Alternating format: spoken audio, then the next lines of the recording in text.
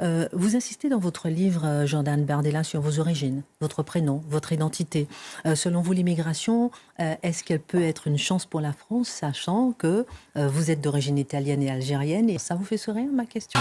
C'est surtout la France qui a été une chance pour des générations de Français issus de l'immigration.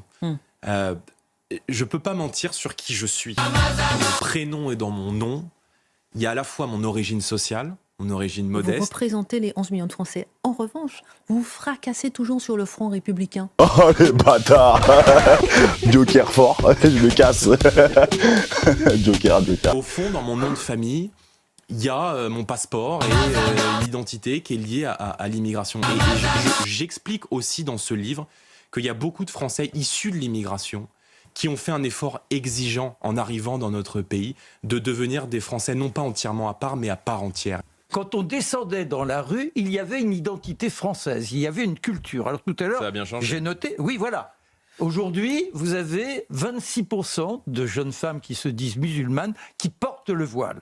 Vous avez dit, il faut, et nous l'avons fait, nous les générations précédentes, nous avons fait un effort exigeant pour devenir français. Vous dites, le Liban ne sera plus le Liban. Est-ce qu'aujourd'hui, quand on regarde la France d'une fenêtre et que l'on voit toutes ces femmes voilées, est-ce que l'on n'a pas perdu la France? Et que faites-vous demain pour que la France redevienne la France et que ces gens comprennent qu'une appartenance, c'est d'abord être citoyen et ce n'est pas la charia que l'on souhaite, comme 30% des gens, comme avenir politique, mais donc une identité et comment se l'accaparer?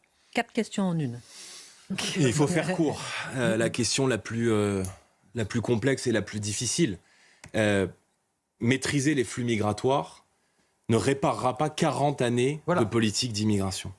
Il est évident que la laïcité est aujourd'hui bafouée et que, et c'est la différence de termes que j'ai avec Emmanuel Macron notamment, l'islamisme aujourd'hui n'est pas un séparatisme. Ils ne veulent pas se séparer, les islamistes, de la société française. Ils veulent la conquérir pour y imposer leurs lois, leur mode de vie, leurs us et coutumes.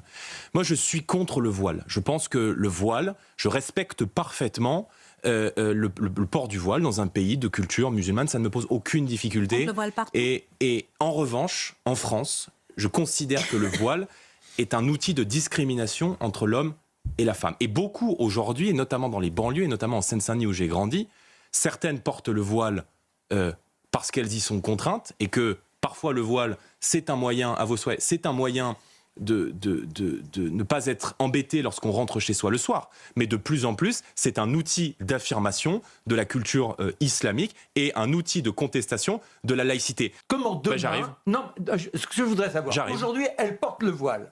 Moi, je suis d'accord.